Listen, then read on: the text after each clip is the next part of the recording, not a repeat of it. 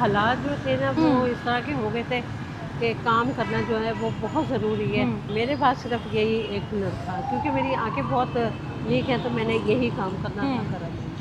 बहुत खाना लोगों ने पसंद किया है, ऐसा खाना या ऐसी बिरयानी यहाँ किसी की भी नहीं है। तो यहाँ पे भी आपका रेंट है? नहीं, यहाँ रेंट नहीं है, यहाँ पर सिर्फ झगड़ेबाजी।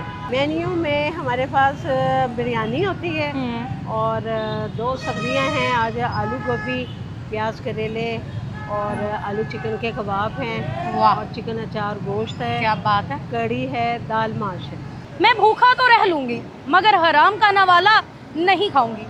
इज्जत रिज़्क़ की एक बेमिसाल कहानी के साथ मैं आपकी मेज़बान हुमा खालिद। आइए आज आपको एक ऐसी जिंदा मिसाल के साथ मिलवाती हूँ जो कि हलाल रिज़्क़ कमाने के लिए लोगों को मोटिवेशन दे रही हैं। अस्सलाम वालेकुम। वालेकुम अस्सलाम। कैसी हैं आप? शुक्र अल्हम्दुलिल्लाह। क्या नाम है आपका? मेरा नाम तानिया। सॉरी? मेरा नाम तानिया। तानिया। तानिया, मुझे बताएं कि इस जालिम दुनिया में, समाज में बाहर निकलने का ख्याल कैसे आया?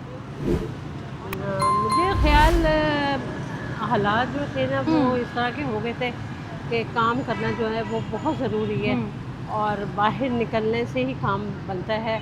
और मेरे पास सिर्फ यही एक हुनर था, क्योंकि मेरी आंखें बहुत वीक हैं, तो मैंने यही काम करना था करा। क्या मुश्किलात ऐसी क्या आई? कौन सा ऐसा टाइम आन पड़ा? बेटा बात यह है कि बच्चे की नौकरी नहीं है।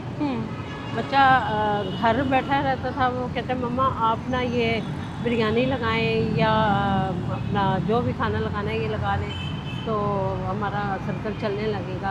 अगर बच्चे को नौकरी मिलती है ना तो बच्चा बड़ा रहनी और बहुत अच्छा बच्चा, बड़ा तमीज़ वाला, बहुत मतलब कि रोजगार ना होने की वजह से, हाँ जी, कि मर्दों को रोजगार नहीं मिल रहा था तो आपको बाहर निकलना पड़ा। और आपके खामन? वो नहीं है, वो डेथ हो गई है उनकी। कितना अरसा हो गया आपको ये काम करते हुए? मुझे तकरीबन ये 7वां साल लग जाएगा। 7वां साल। 7 साल से आप इस सोसाइटी में खड़ी हुई हैं। बिल्कुल, अल्लाह का शुक्र है, काम कर रहे हैं, बहुत अल्लाह ने इज्जत दी है। बहुत खाना लोगों ने पसंद किया है, ऐसा खाना या ऐसी बिरयानी यहाँ किसी की भी नहीं है। किन किन मुश्किलात का सामना करना पड़ता है सोसाइटी में रहते हुए, और आप एक ऐसे समाज में खड़ी है जहाँ पे मर्द ज़्यादा हैं और औरतें काम करने वाली बहुत कम हैं? बात ये है बेटा कि खड़ा होना कोई ऐसा मसला नहीं है। हिम्मत होनी चाहिए। जब बाहर निकलने की नीयत की है तो बड़े बड़े मसाइल आते हैं देखने में, और वैसे भी हर चीज़ को ना अफोर्ड करना पड़ता है। यहाँ कुछ अनपढ़ लोग भी होते हैं, कुछ बहुत ज़्यादा पढ़े लिखे भी होते हैं, कुछ बहुत ज़्यादा इज्जत करने वाले हैं, जिसमें बच्चे पढ़े लिखे हैं, काफ़ी अच्छे आदमी भी हैं जो इज्जत करते हैं। आजकल बहुत सी और भी मुश्किलात का सामना करना पड़ रहा है, जिनमें पैरा फोर्स है, एलडी है, जो कि स्टॉल्स उठा के ले जाते हैं, लोगों को बैठने नहीं देते हैं। तो आपको भी ऐसी कोई परेशानी अभी तक यहाँ पर आई है? नहीं, मुझे एलडी वालों ने कोई इतना तंग नहीं किया था, लेकिन कुछ एलडी वाले ऐसे थे जो यहाँ किसी आदमी के साथ मिल करना, उन्होंने मुझे बहुत ज़्यादा परेशान किया। अच्छा। जब मुझे ये पता लगा कि इन लोगों ने कोई पैसे वगैरह खाए में, तो ये इसलिए इस आदमी के कहने में आके तंग कर रहे हैं, फिर मैं उनके साथ सीधी हो गई थी। मैंने कहा चले फिर आप इस तरह नहीं मानेंगे ना, तो फिर आप कर लें, मुझे उठा के दिखा दें, या आप नौकरी से छुट्टी कर देंगे या मैं यहाँ से चली जाऊँगी। कहते हैं औरत जो है वो सिनफे आहन है, सिनफे नाजुक है। तो जब एक औरत काम करने के लिए बाहर निकली तो अपने आप में से सबसे पहले क्या चीज़ ख़त्म करनी पड़ी? सबसे ज़्यादा चीज़ ये ख़त्म करनी चाहिए कि किसी से भी अपना नरम लहजे में तो बात करनी नहीं चाहिए। सही है। आदमी पता नहीं कैसे कैसे होते हैं, ज़रा सा हंस के बात करेंगे, चाहे मैं बूढ़ी हूँ, चाहे मैं जवान हूँ, चाहे मैं जैसे भी हूँ, लोगों के जहन बड़े ख़राब होते हैं। इतने टाइम में आपने सबसे ज़्यादा मुश्किल टाइम यहाँ पे कौन सा फेस किया? मैंने बच्चे जो मुझे एलडीए वालों ने मुझे बहुत किसी के कहने में आके तंग किया था, वो मैंने बहुत मुश्किल से ना बर्दाश्त किया था। लेकिन अल्लाह ने इतनी मुझे ताकत दी थी कि मैं सबके साथ लड़ रही थी और किसी की हिम्मत नहीं हुई कि मुझे यहाँ से कोई उठा दे। ये जो जगह पे आप बैठे हुए हैं, छोटी सी जगह है, एक रास्ता है, तो यहाँ पे भी आपका रेंट है? नहीं, यहाँ रेंट नहीं है, यहाँ पर सिर्फ झगड़ेबाजी, झगड़े बनते हैं। तो ये गुजरने वालों का भी होगा कि आप हमारा रास्ता रोक के बैठी हैं? नहीं, जो बाज़ तो बड़े पढ़े लिखे और बड़े तमीज़ वाले होते हैं, अच्छे घर के होते हैं, उनको ये समझ आती है कि इनकी कोई मजबूरी है तो ये यहाँ पर काम कर रहे हैं ना, और गलत तो काम नहीं कर रहे, अच्छा ही काम कर रहे हैं ना। एक दो बंदे ऐसे हैं यहाँ पर जो बड़े मतलब गलत जहन के हैं, मैं उनके मत्थे भी नहीं लगती।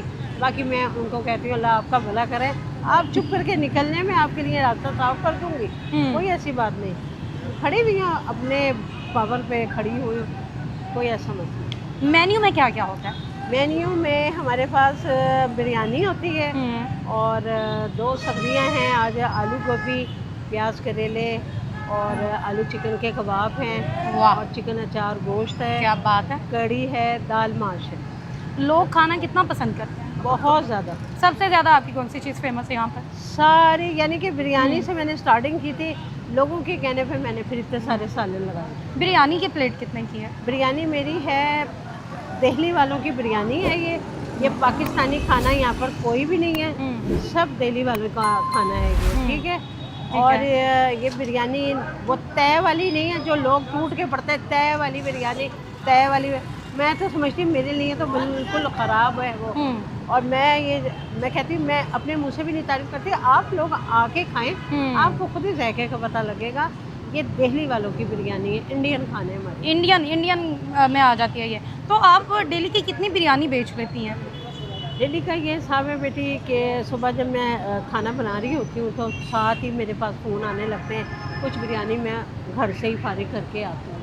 और कुछ तो डेली कितनी बनती है? डेली हो जाती है 5-7 किलो।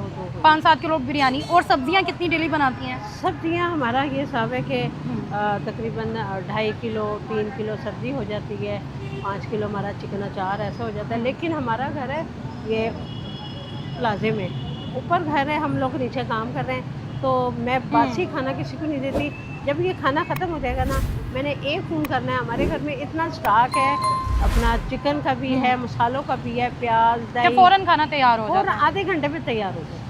आपके बहन भाई नहीं है, उन्होंने सपोर्ट नहीं किया? मेरे बहन भाई तो अल्लाह ताला ये दोनों टाइम मिल रहे हैं। अल्लाह से मेरी यही दुआ है कि जिस तरीके से जिस तरह के मेरे बहन भाई हैं, अल्लाह सबको ऐसे बहन भाई दे। क्या बात है कि मेरे बहन भाई मुझे बहुत ज़्यादा सहारा भी लगा देते हैं। और मतलब आप देख रहे हैं ऑल टाइम यहाँ से लोग गुजर रहे हैं, तो इन मुश्किलात का भी आपको सामना करना पड़ता रहता है? बहुत, मतलब काफ़ी लोग ऐसे हैं गंदे जहन के, घटिया दिमाग के, जो बोलते हुए चले जाते हैं। मैंने कहा चलो ठीक है, मतलब वो सब भी बर्दाश्त करती हैं आप? हाँ, हम बर्दाश्त करते हैं। ये लोग मेरे साथ खड़े हुए हैं, ये भी बहुत तंग किसी से मदद क्यों नहीं ली कभी? वैसे मदद लेने का कोई फ़ायदा नहीं है, 1-2 दिन की बात होती है, तो कोई ऐसा मसला नहीं है। लेकिन बच्चे ये तो सारी ज़िंदगी का साथ है, क्या? ये नहीं, बिल्कुल बिल्कुल नहीं करना। चलो जी, अल्लाह ताला आपके लिए आसानियाँ पैदा करें। और इन्होंने एक बहुत ही अच्छी मिसाल जो है वो माशरे में कायम की है कि ख़वातीन किसी से कम नहीं है। ये एक वुमेन एम्पावरमेंट की मिसाल है कि ख़वातीन आज के इस दौर में मर्दों के शाना बशाना काम कर सकती हैं। बेशक ये काम करना मुश्किल है, चलना चाहिए सब लड़कियों को, बेटियों को, बहनों को, सबको चलना चाहिए। ये नहीं कि घर में बैठे रहो एक दूसरे की बुराइयाँ करते रहे, ये नहीं। जिनके पास पैसे हैं वो तो करते ही है, वो अपने घर में बैठे रहते हैं। लेकिन मैं ये समझती हूँ बाहर निकलने से बड़ी अल्लाह ने इज़्ज़त दी है। मैं कहती हूँ अल्लाह तेरा शुक्र है कि अल्लाह पाक ने बहुत ज़्यादा इज़्ज़त दी है।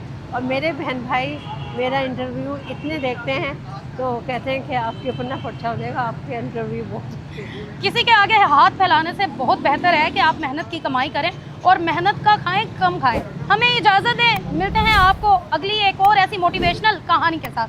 तब तक वस्सलाम।